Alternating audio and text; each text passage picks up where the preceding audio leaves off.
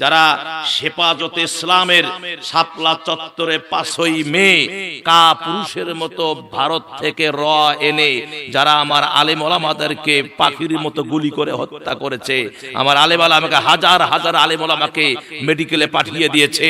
আমার ভাইয়েরা, এই এরা ক্ষমতায় এসে বিডিআর হত্যায় 57-60 জন যে আমার কি বলে জওয়ানকে হত্যা করেছে, তাদের রক্তে রঞ্জিত হয়েছে জমিন, শাপলা চত্বর রক্তে রঞ্জিত হয়েছে। 5ই আগস্ট শুরু করে, জুলাই থেকে শুরু করে 5ই আগস্ট পর্যন্ত আমার আবু সাইদ থেকে শুরু করে, মুগ্ধ থেকে শুরু করে হাজার হাজার ছাত্র জনতার যে রক্ত ঝরিয়েছে, আমার ভাইয়েরা, ওই হিসাবে যদি খুনের বদলে খুন হয়, এই বিচার যদি কোরআনে থাকে, তাহলে এদেরকে বাংলার জমিনে নিয়ে এসে এদেরকে ফাঁসির রায় কার্যকর করে ফাঁসিতে ঝুলিয়ে এদেরকে বারবার হত্যা করার এটা আইন কোরআন বলেছে। কথা বলেন ঠিক কিনা? আর জোরে কোন ঠিক কিনা? আমার ভাইয়েরা, আমি বলবো যে যারা বিদেশে পালিয়ে গেছো, পালাও কেন, আসো, পালাও কেন, আসো। শয়তানের বাচ্চা, খেলা বলে হবে, আসো এদিকে, আসো, খেলাই। মানুষকে হত্যা করবা আর বলবা যে খেলা হবে? হ্যাঁ, মানুষকে হত্যা করে খেলা হবে? তোমরা তো খেলছো পুলিশ প্রহরায়, বিজিবি সেনাবাহিনী র‍্যাব দিয়া খেলছো, আর আমরা খেলবো ইমান দিয়া। কথা কয় না কেন? আমরা কি দিয়ে খেলবো? আমরা ইমান দিয়া খেলবো। বুকের যদি পাটা থাকে, বাপের বাচ্চা যদি হয়ে থাকো, সামনে আসো, খেলা হবে। কথা কন? এখন আর খেলার পরিবেশ নাই, পরিবেশ শেষ। আমার সম্মানিত ভাইয়েরা, শুধু দেখবেন আমি কোরআন হাদিসের বাইরে যাই নাকি, কোরআন হাদিসের বাইরে। যার কারণ আপনারা যারা হত্যা করবে, এরা হত্যা করছে, হত্যার বদলে হত্যা, খুনের বদলে খুন, চোখের বদলে চোখ, হাতের বদলে হাত, পায়ের বদলে পা। এটাই হলো কোরআনের বিধান।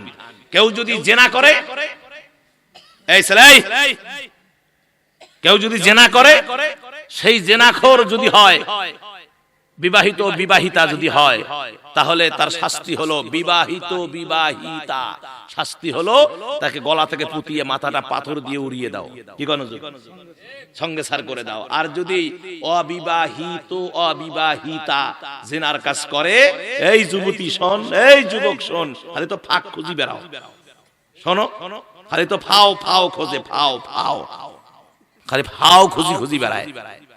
ভালো করে শুনে নাও, ফাও যে খোঁজো, মজা মারতেছো না, এটা তো মজা, তো সাময়িক মজা। আর কবরের মজা জানো? মানে বলে না যে মজা, মজা মানে কি, কষ্ট না ভালো? মজা তো ভালো, তাই না? কিন্তু আমার ভাইরা, এটা আর এক মজা।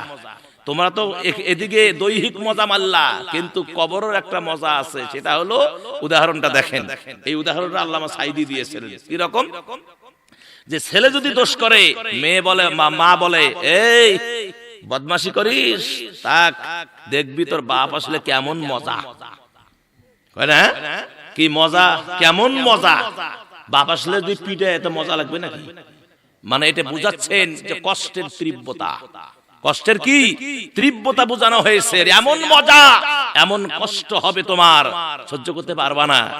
বিধায় যুবক যুবতী শোনো, যদি জেনার কাজ করো, কোরআনের ফয়সালা হলো এদেরকে 100 দৌড়া মারো, যুবক আর যুবতীকে। আর সেই 100 দৌড়া মারবে কে? শক্তিশালী মানুষ। লাস্ট ফয়সালা ধরো মারতে মারতে মরে যায়। হযরত ওমর রাদিয়াল্লাহু আনহু নিজের ছেলেকে যেমন ব্যাট দিয়া মারতে মারতে, চাবুক দিয়া মারতে মারতে পরে মরেই গিয়েছিল, বাকি ছিল কিছু মার কবরের উপরে, সেগুলো মার দিয়েছে। এটাই হলো ইসলাম। আর আমরা কি করি? আমাদের ছেলে মেয়ে এগুলো করে বেড়ায়, আমরা হাসি খুশি, হাসি খুশি। কি পীর সাহেব আসছে, কি দরবেশ সাহেব, কি হাজী সাহেব, হাসি খুশি। ছেলে মেয়ে কি করতে না করতে কোনো খোঁজ নেয় না, খুব আনন্দ ফুর্তি, মনে করছে জান্নাত পাওয়া গেল, জান্নাত চলে যাবে। নামাজ যে পড়ে, জান্নাত চলে যাবে। কথা কেন? নামাজ পড়ে বুড়ে জান্নাতে যাবে। অত সস্তা না মিয়া, অত সস্তা না।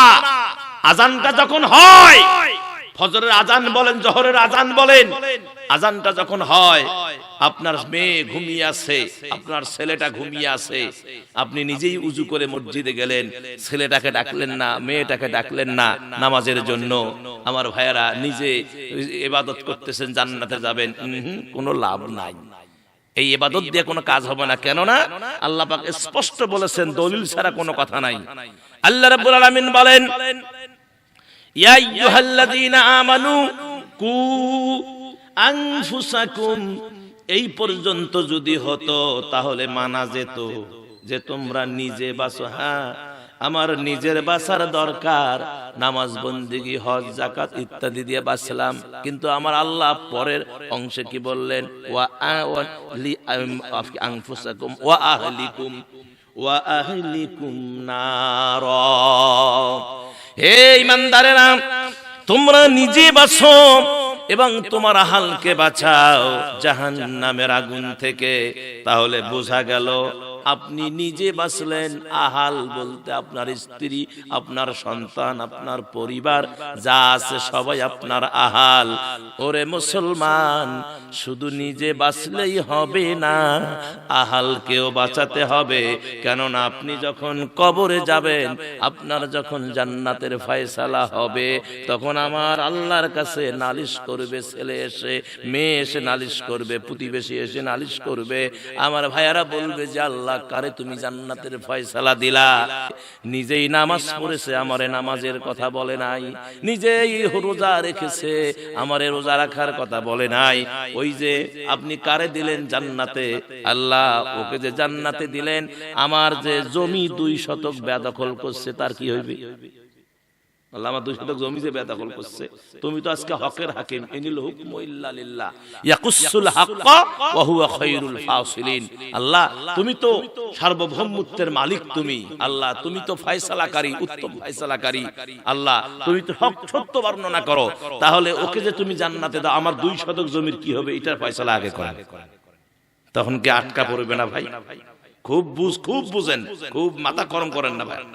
আসছেন যখন 2-4 কথা শুনে যান, কাজে লাগবে। আল্লাহ যেন আমাকে আপনাদের উভয়কে আমল করবার তৌফিক দান করেন।